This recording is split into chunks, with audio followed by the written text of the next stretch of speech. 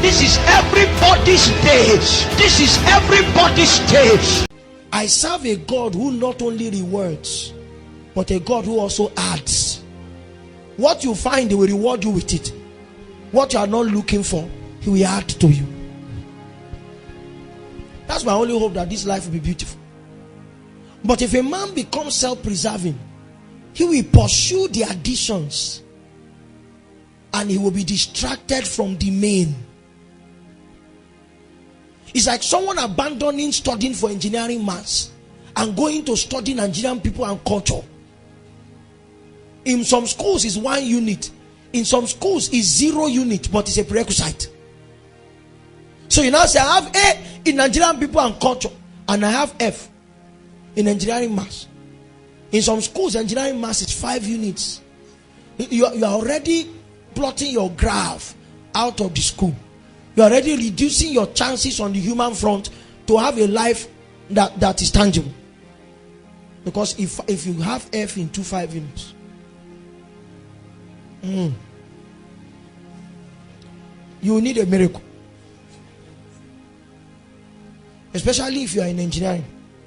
Because those courses in 100 level are the simplest you will do in engineering.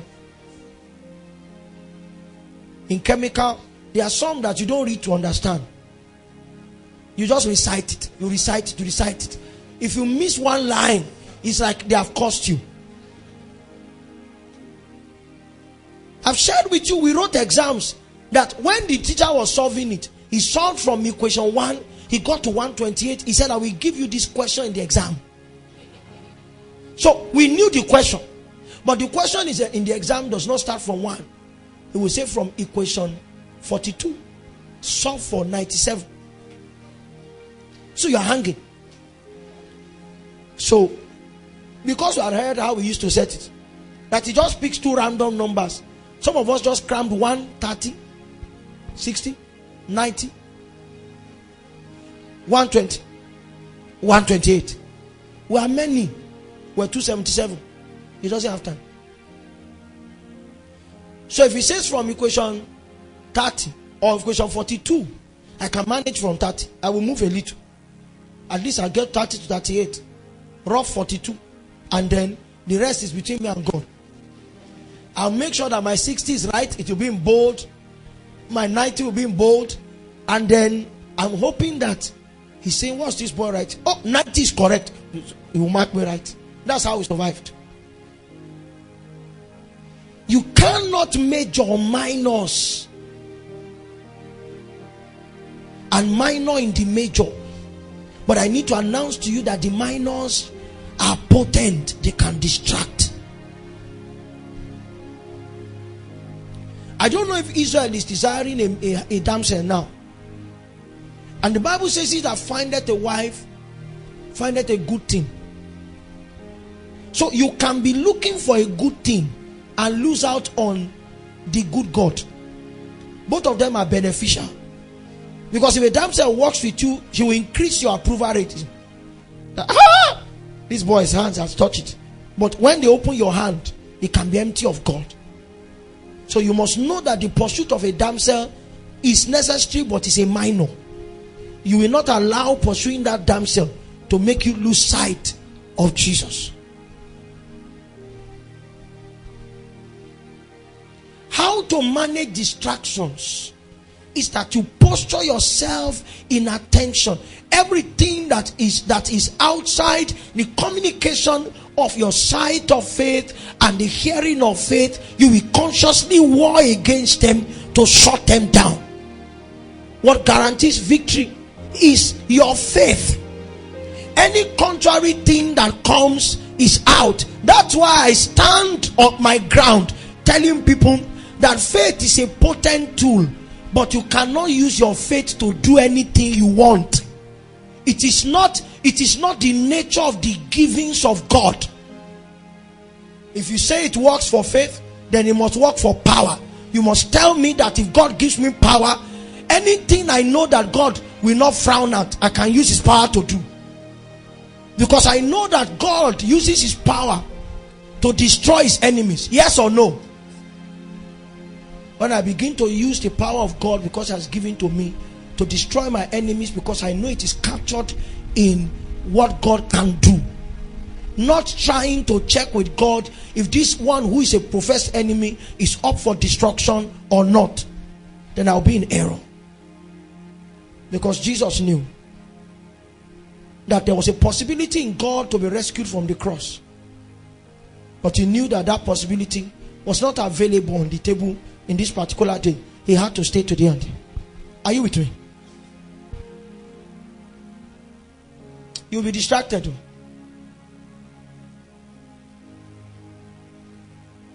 Many years ago, Papa Bishop Oyedepo said to us, he said the journey of a Christian is like the journey of a pilot. He will be exposed to winds. And what the winds will do is that they will move him off his course. And so he's gifted a compass. That compass is tuned to be able to locate the true north, no matter how blown he is. So it's a journey. His journey becomes a journey of multiple corrections.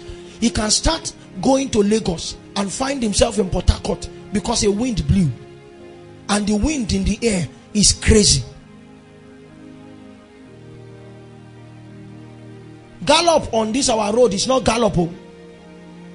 If gallop grips you in the air, and it happens, especially in rainy season, those rain clouds are heavy. So you see the plane go, go, go, go, go, go, go. And the effect is more. Because if gallop happens on the road, nobody to park, Abby, and come down. No attempt opening the door. Everybody will be sucked out. Because when I drive at 120 kilometers per hour, my body is moving 120 kilometers per hour. I flew one jumbo earpiece jet. It the drive. They will tell us how fast they are traveling. 44,000 feet above sea level, 730 something kilometers per hour. It means if they open the glass, you will come out at that force. You will just disintegrate like pillow.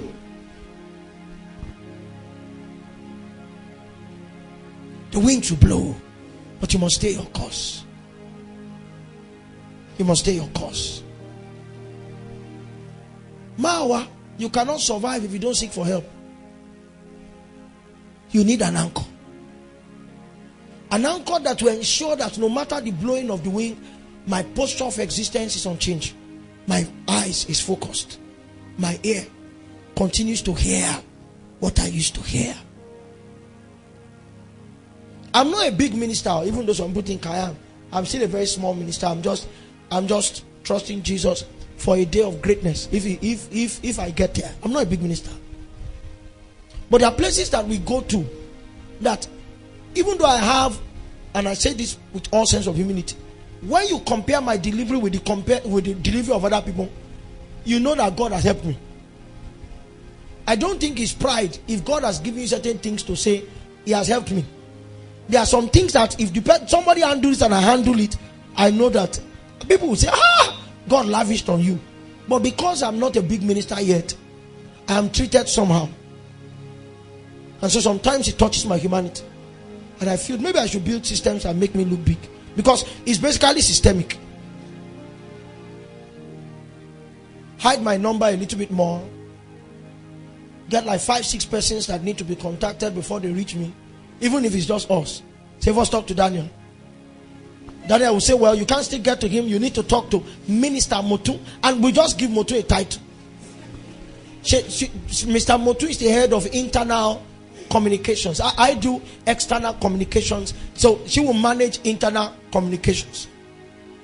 And then, oh, yes, ma. So can I speak to Reverend? You need to speak to Minister Harmony. Because she's the sorting officer. She's the communication sorting officer. She will try to get, you need to talk to her. She wants to know if you need to talk to Reverend. And Harmony says, okay, you are valid. It's okay. Can I speak now? Say, no, you need to speak to Mr. John. So who is Minister John? Say, Mr. John is the discerning officer. He knows you have a problem, but Minister John needs to be able to discern if it's a problem that God has sent us to handle or not. And then Minister John says you can come. But when the person comes, when the person first meets with Minister Orion, I says, Reverend, I want to meet. He said, no, just stand like that. Say, we'll see you but next year. He's the scanning man. He was. People are wicked. And in some places, I'm telling you how these things work. In some places, when Oriomi has scanned, they now say, okay, we'll now move you to the finance office. Because in some places, you can't speak to the senior pastor if you have not been given to him. You don't know. I say, okay, we want to see your steward. Have you been sending money to him? Say, no, I just met him. Oh, you need 2 years of consistent monthly givings to be able to speak to. I'm not lying, no. And I'm not speaking of America. This is Nigeria.